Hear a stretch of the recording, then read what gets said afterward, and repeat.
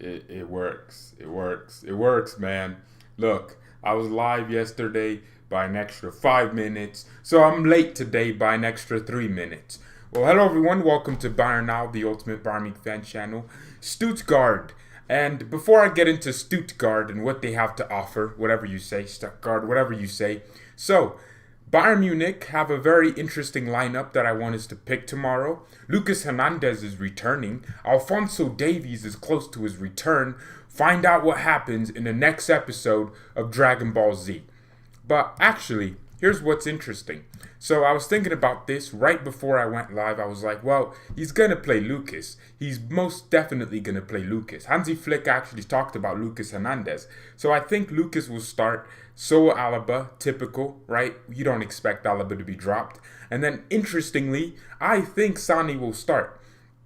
He said stuff about Sane, and now Hansi did. Oh my goodness, we still have the little the little middle finger for the referee. Okay.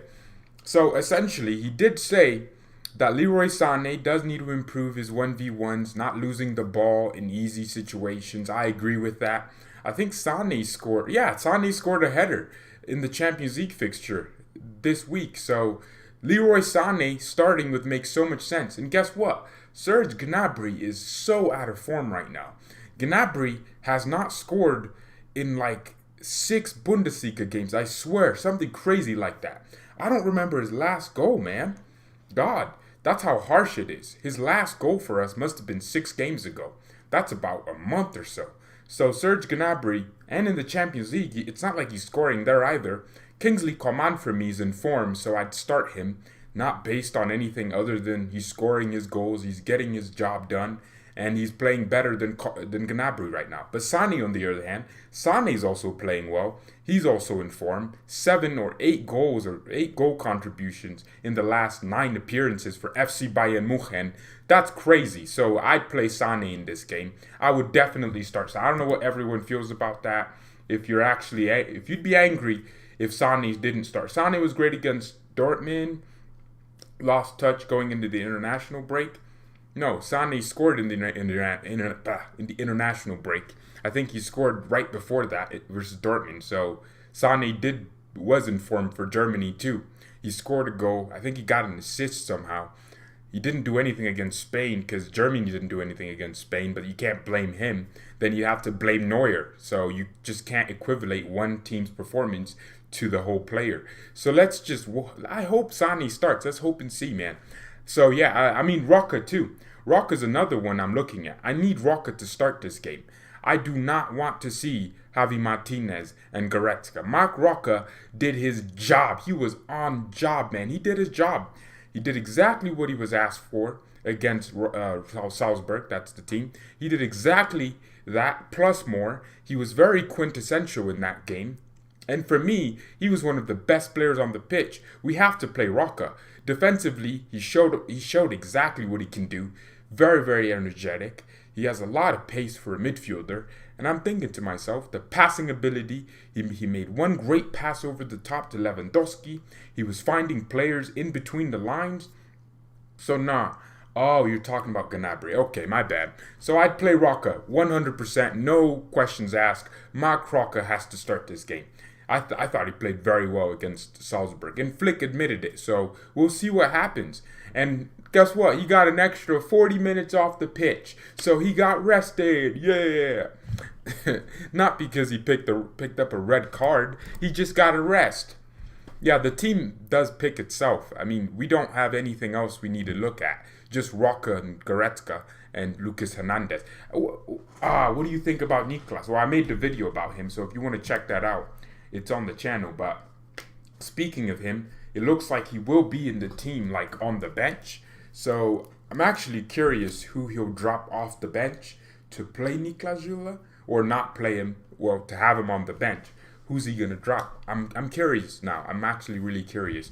So that's everything that I think I covered. Now let's go to Stuttgart. FC Bayern Munich, playing them. Don't know why it says RB Salzburg. I'm too lazy to change it. But everything else is correct.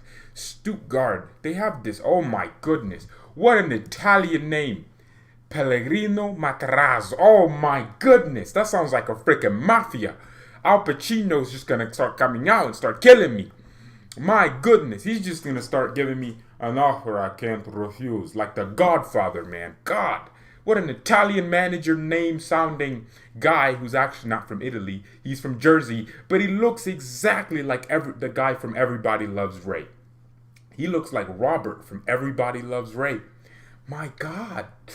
That's fun. That used to be my show. Everybody Loves Ray.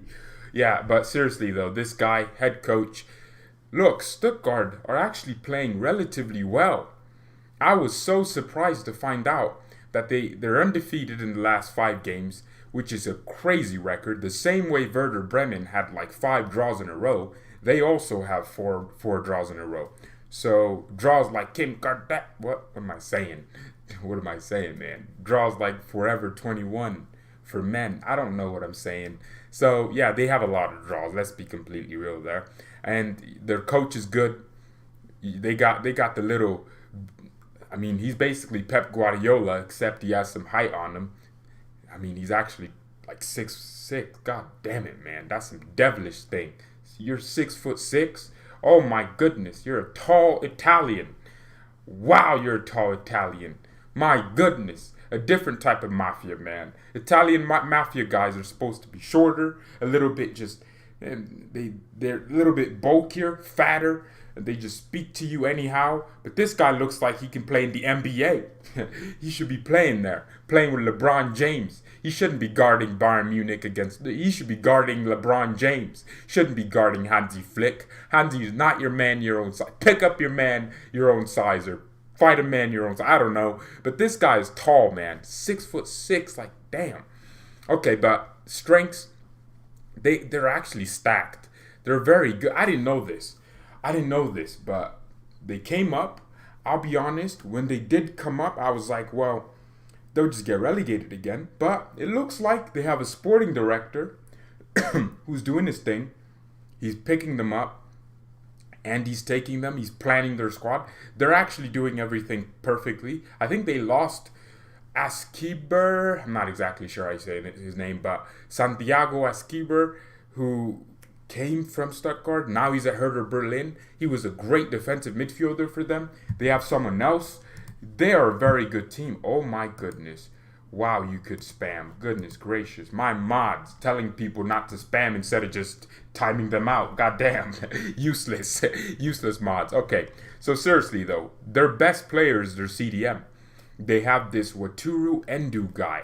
Defensively, I thought they'd be weak, but if you look at their record, Stuttgart are actually in that equation of conceding very few goals and they're not conceding too much. They have conceded 4 goals. Oh my God. No, I'm looking at the wrong, 12 goals, which is the same as us, which is very small compared to, goddamn. Oh my goodness. We have a joint defense. Except our goals are crazy. We have 28 goals, which is huge. Tremendous numbers right there. But Dortmund are catching up in terms of goal differential. That's great to see. Ooh, we love to see that. Yeah, but they're conceding very few goals compared to most teams right now. So they're literally mid-table. They're in the middle of the table. They have won 2 games, 5 freaking draws, which is crazy to think about. I'd rather lose a game I'd rather lose 2 games, win 1, than draw 3 times. Drawing games is such a bummy feeling because no one did anything. You can't feel too bad to the point where you're like, no, this was terrible. But at the same time, you kind of have to understand. They're 8th in the table right now, so they're flying high, doing more than I expect. Oh my God! Schalke! Schalke is what happens when you just give up a team to a bunch of people that don't know what they're doing. Apparently their management is just full of I guess club members. Look, I'm sorry, but I like the fact that Bayern exports the decision making to a different group, which is inclusive of our former players, and we have a sporting director. But Schalke's structure is so different, where their club members essentially make every decision. Financially, most people don't have that competency that people you get. Oliver Kahn, for example, he actually had to learn business and understand management to take over Bayern as its managing director or whatever the hell he does. But he's very important for what he does. He's negotiating contracts. So Schalke just, damn, 3 points, 3 draws, 5 losses. You goddamn best. God damn it. All you do is lose. But seriously, though, I think this is going to be a cool game, cozy. I think it's going to be just like the Werder Bremen game. We're going to be trying to break them down, but they can play ball. They have an Italian mafia, man. They have an Italian mafia. Alaba's taking inspiration from Rurik. Oh, man. I mean, just a little bit. Hey, I have a real big question, right? I kind of want to move my streaming everything. I want to move it to a different platform. Not like YouTube, Twitch. No. To this thing called StreamYard, which I already pay for. Don't know why I don't use it more often to make videos, because I can show, comment, I can do more things. But then that comes at the limitation of quality. The quality won't be as great. It would use more internet, but it could end up being a good decision. Maybe mix it up. So the first watch along I could really do that to would be one of them. I don't know. We'd have to try it. So yeah, right now I use Streamlabs OBS, which is great for what it does. It gets the job done. I don't pay for it. But then I pay $25 a month for this great software, StreamYard, which has a lot of potential. I could do other things on it. I could show comments, for example, which is something I really like about it. But then at the same time, of course, I don't know. Now, just let me know if you're watching and subscribe to the channel and share. People don't share videos as much. I need you to be sharing, man. People need to be seeing this channel. This is a beautiful channel, okay? This is beautiful. I mean, this channel really skyrocketed. Can you imagine? We went from like 50 subs, or not actually 30 subscribers back in March. No, not March. Yeah, around that. We weren't even close to 100. Around 50. I think that's where we were. And now we're at 5,000 like 8 months later. Oh, man, this channel just grew. God damn, just thinking about it. I was like, damn, this is crazy. March, 50 subs, 70 subs. And then bang, you're at 5,000 subscribers. So this community is just growing all the time. Scoring, creating chances, counterattacks, they could hurt us. I'm looking at it, and they don't look that bad of a team. God damn. They don't have that many, they don't have so many weaknesses where I'm like, well, we could just destroy them. We just give them a nice little beating. No, they actually look like they can play some ball. Attacking set pieces, creating long shot opportunities. What I hate about them the most is they take a lot of shots. So, hey, before I get through this, right, I need to ask everyone a question. Everyone that's watching this. Okay, so everyone's saying, yeah, no, I'm on YouTube. That's not what I meant. God damn it. Like, I'm still streaming to YouTube. It's just the app that I'm using would be different. Where that one could... Oh my God. Oh my goodness. I knew someone wouldn't get that. Nah, like, I'm not trying other platforms other than YouTube. I'm just trying a different app to stream to YouTube. It would be different. Yeah, that's what I meant. All right, so I wanted to ask everyone this. So according to some stats, the Champions League, Manuel Neuer, I asked this on Instagram. I should do more YouTube polls because they actually help me figure out what everyone else is thinking. So Neuer has made about 27 saves in the Champions League. That's 4 games, 27 saves. The most in the competition. I don't feel comfortable with that. I don't know why, but something's telling me that's not right. How can the champions of Europe have the most saves made, their goalkeeper, that is, and also we have a great defensive record? So, is that down to our defense? Not just conceding a bunch of shots to poor opposition? Like, we're conceding so many shots, and Neuer's having to make genuine saves. Neuer had a double save. He made something like this, then he got up, and the ball hit him here. Great save. Reflexes are on point. So, I generally feel like our defense is letting Neuer down. Like, of course, I like the fact that he's in form, but he shouldn't have to make the most saves in the Champions League. That's scary to me. The opponents are so weak in attack. No, we just have the best goalkeeper in the world. I don't think you can ever argue that Neuer is the best goalkeeper in the world. The positioning. Sometimes it looks like, damn, what a poor finish. And then you realize Neuer read that finish. He understands where they're going to go because of the years of experience. This guy's been at the top level for 10 plus years. He understands it. From playing at Schalke to playing at Bayern for so long, Manuel Neuer has an understanding of the game that most goalkeepers just dream of having. He understands how players think, how strikers think, because he just has that side of his brain developed. The experience is great. So that's why Neuer's saves just include him just closing down space. That's why he did what he did to Depay. People were like, Depay missed a big chance. Memphis Depay did the best he could to score. But Neuer would just... this is what Neuer was doing. The man was on the floor and he was still moving. He made the space so big. So Manuel Neuer right now is in form. And if you're joining us late, the question is our defense letting Neuer down because he has made the most saves in the Champions League? Because, look, as much as I love the fact that he's in form, if we came up against, like someone did say, a great, just clinical man, we would lose against Dortmund. Neuer made like 4 saves from just Haaland. My goodness. Remember that close range which would have equalized the game? Or actually put Dortmund ahead? Neuer made a save. He's making goal-saving saves that pretty much define the outcome of a game. So I just feel like that with Lucas, we concede every 100 minutes, without him every 35. There you go. High five, my man. High five there. Because that's crazy. I mean, so I honestly, I don't know why Flick just doesn't want to do it. Hansi said in a press conference, he sees Lucas Hernandez as a center back. I do too. Play Lucas as a center back. Look what he did to Cristiano Ronaldo with France. He pocketed Cristiano. That was crazy. And he did it almost as a center back would do. Lucas Hernandez is a center back. He pocketed Messi as a center back for Atletico Madrid. He is a center back. He's only versatile and he can play left back, but I think he's a world-class center back already. Just play him there. Move Alaba to the bench or left back and use your midfielders to play in between the lines. I know we use Alaba to play in between the lines, switch play. I love that. That doesn't really translate to the defensive stuff. I mean, you're pretty much sacrificing your defense to play Alaba, who's a more offensive option, who's also heavily out of form right now. Neuer and Lewandowski are saving this team all the time. Yeah, I mean, you just have to think about it. With Flick's style, we can admit we have a good defense.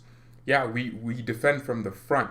So for me, I'd take Lucas to left back.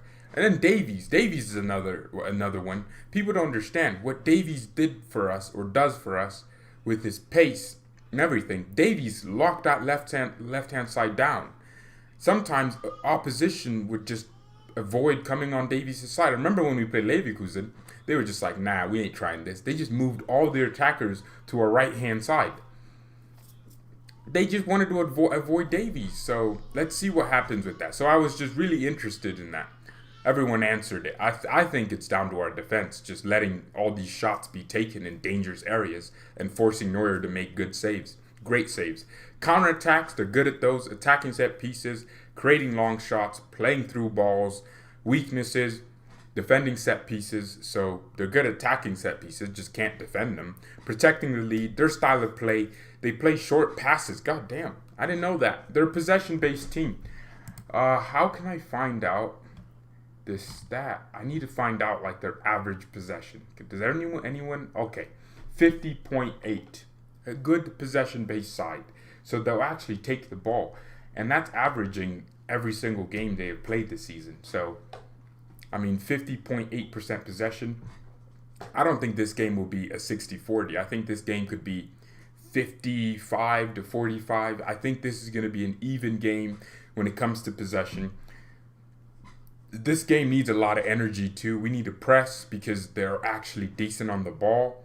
They can formulate little triangles and overloads on one side and just play through us if they can. And if we don't press, there's one thing we're noticing. Without the fans, this actually, I keep noticing it. Who's pushing us on? It used to be Flick, and well, it still is Flick, but I feel like the players they need fans. They need that pushing. So hopefully they can sort out the fans thing soon. We can control the game, or they can control the game, and they attack through the middle, which I hate to hear, because they'll just try to be making combination plays in the middle, like Salzburg did for their first 2 goals against us, just slipping players through, and they're aggressive, an aggressive team. When is Davies back? Oh, speaking of Fonzie, he should be back soon. Someone was telling me January. I was like, damn, where'd you get January from? That's such a big stretch, man. God, I don't care about stretch marks, but that stretch right there is stupid. Yeah, no. I think, hold on. I was reading something from Bild. Well, we don't like to believe Bild, but it made sense in my head. Alphonso Davies will be back, I think, next week. Yeah, towards the end of next week. He should, yeah, I'm serious. Into team training. He's working with the ball again, so that's kind of how I see it.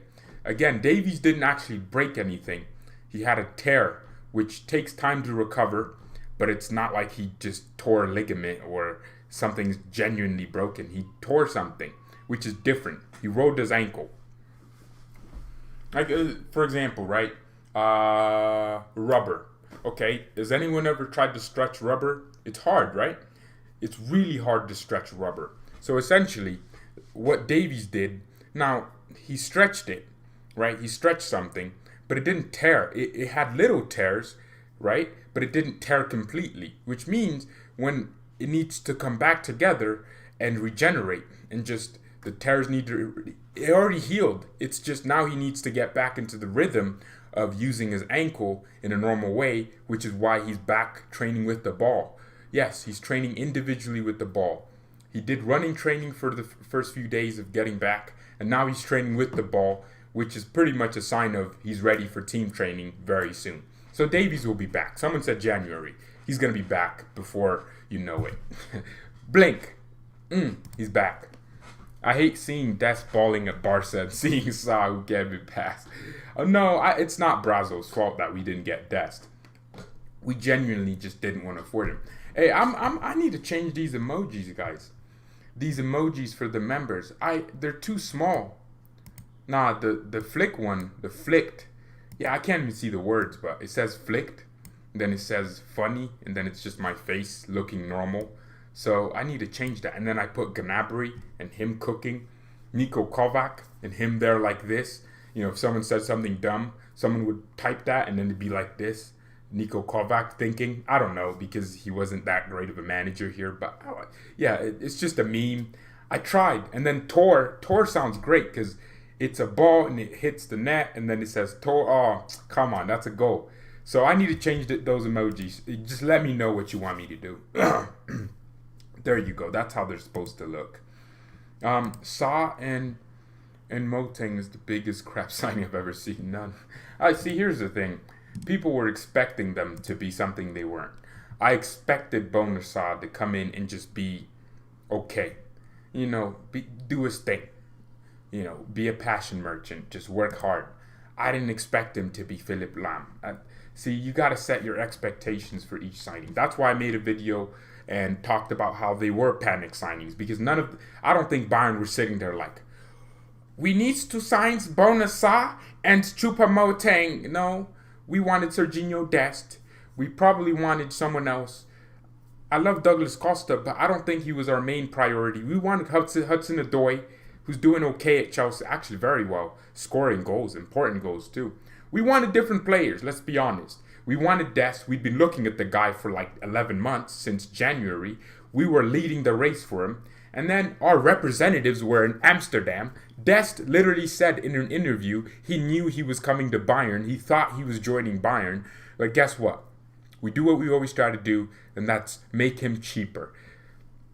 Serginho Dest, for me, is worth 25 million. He was worth it. Now he's doing it at Barca. He's balling there. Serginho's just scoring at Barca. He's getting assists.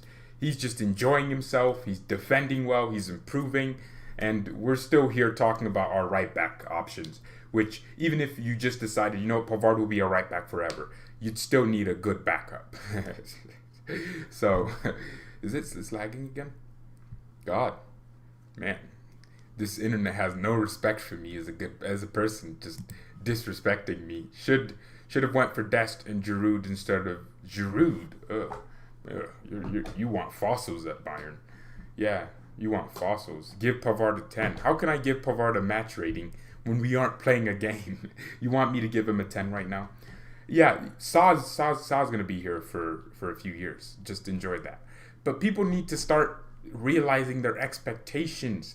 Just stop thinking Sar's going to be Philipp Lahm. Stop thinking Choupo-Moting is going to be Sandro Wagner. No one's ever going to match up Sandro Wagner and his passion merchant attitude of loving Bayern for the rest of his life.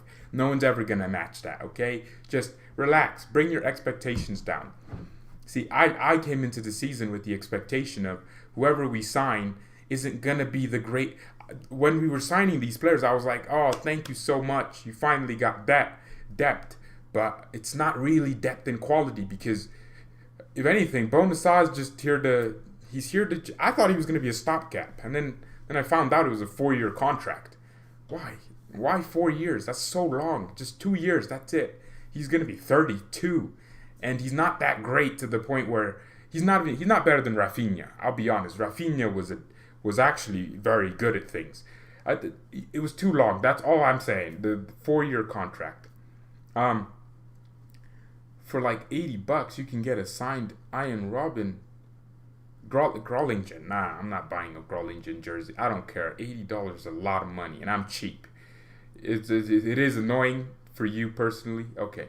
Well, people want Haaland at Bayern. I don't know how this turned into a transfer show, but I guess we're done talking about Stuttgart. Good team. We're going to expect some very good performances. I mean, if you're joining us late, here's the team I want us to go with. I think we should play Sane in this game. I think Neuer should... Lucas Hernandez should play.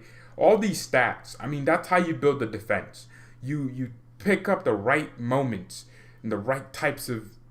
I don't know, the right stats to put together. Lucas Hernandez, every time he plays, our goal conceding rate is like 100 minutes. But when he doesn't play, it's like 45 minutes. So we need to play Lucas then.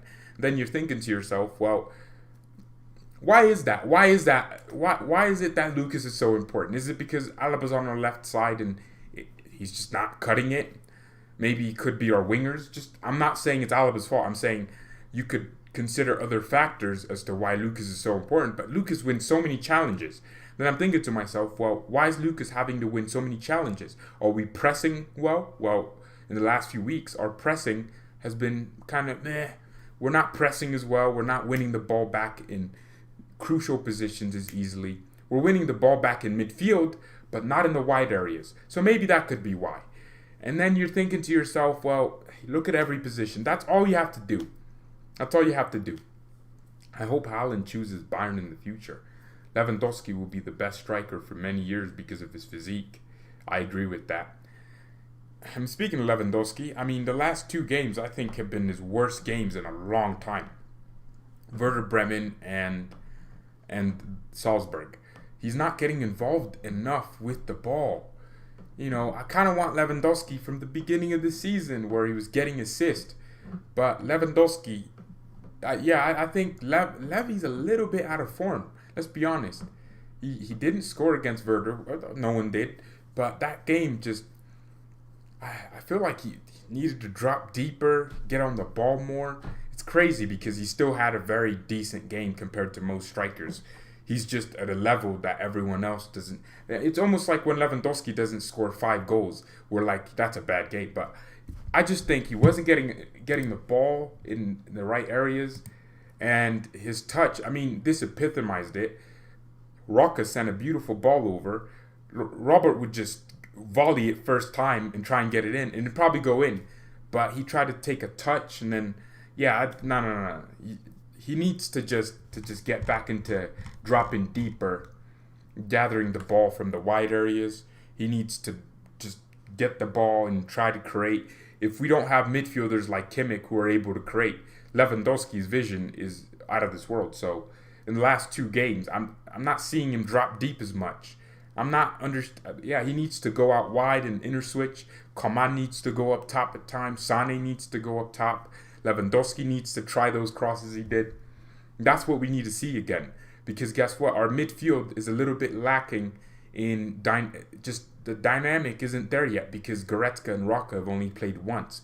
You're not going to expect them to have gelled immediately. So that's just all there is to it. No, he's not been the best player in the last few games. That's just not true. I'd love if Roca and Nianzou start.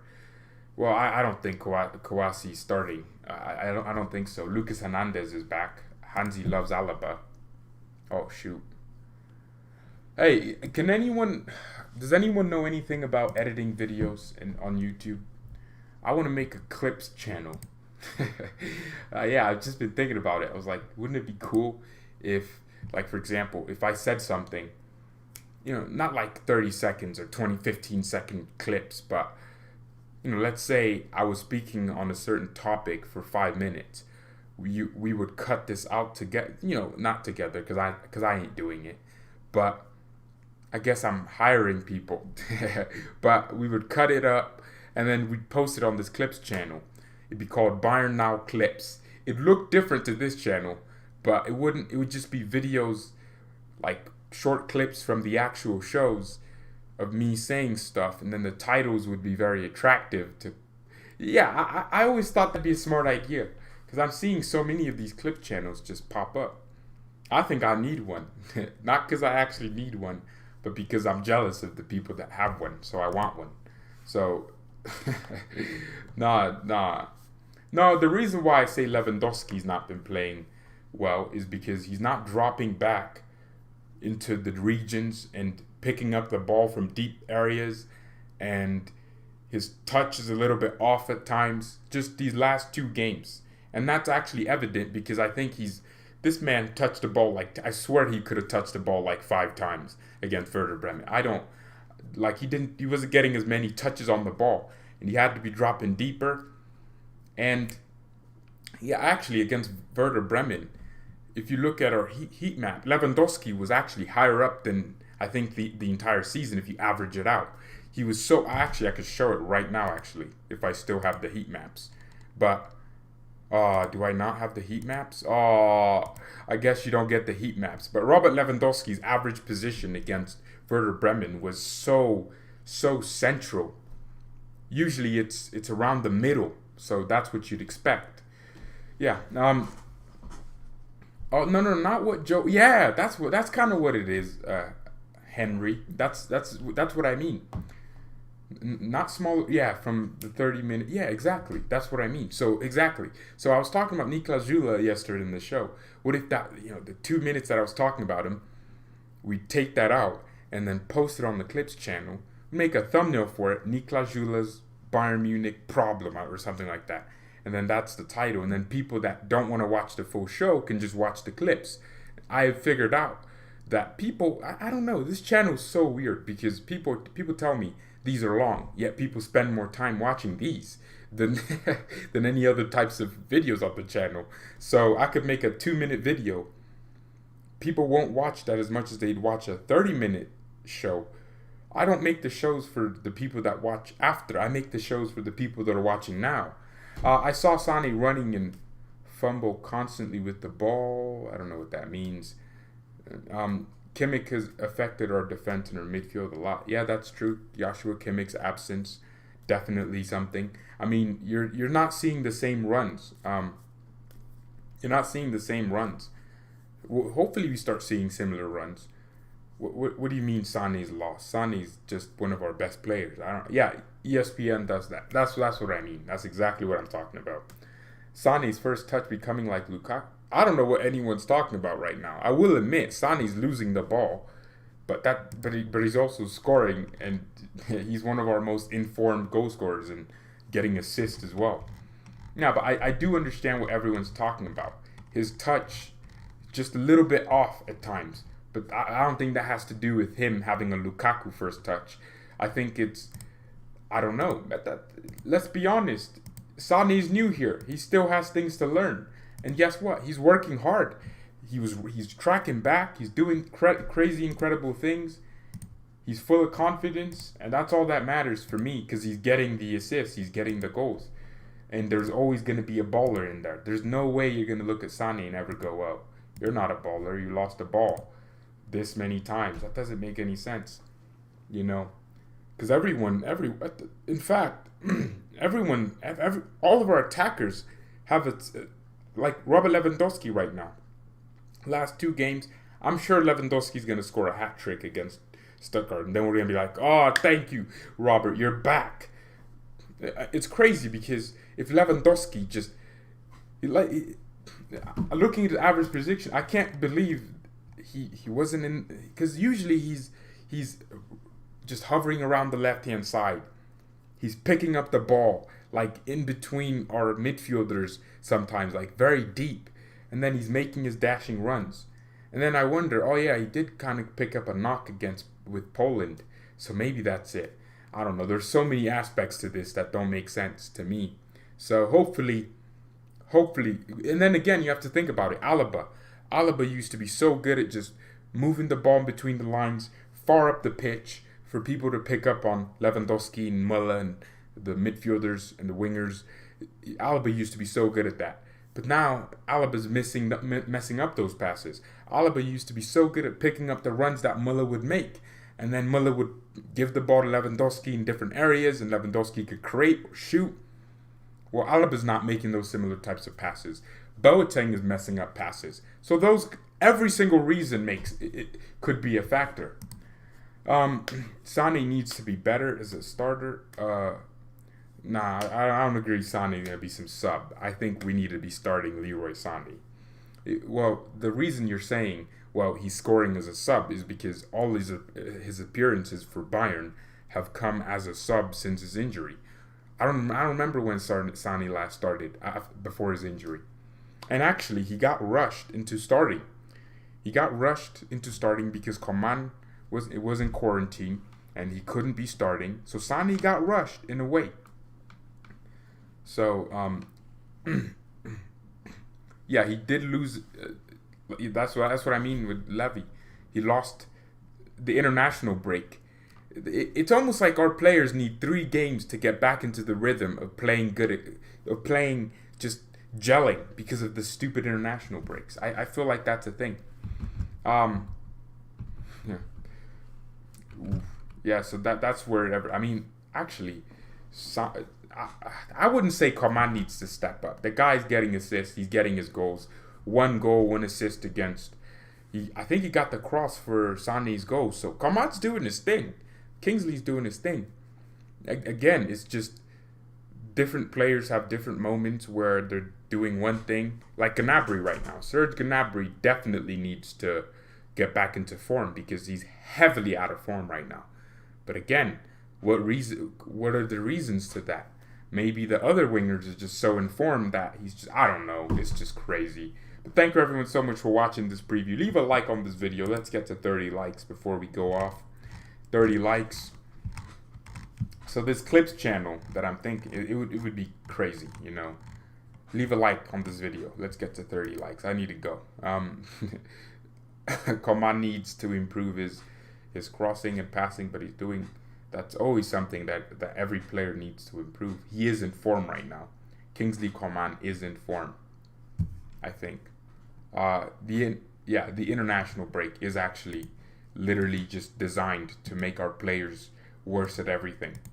You know, playing with Germany, I'm sure you lose some ability, man.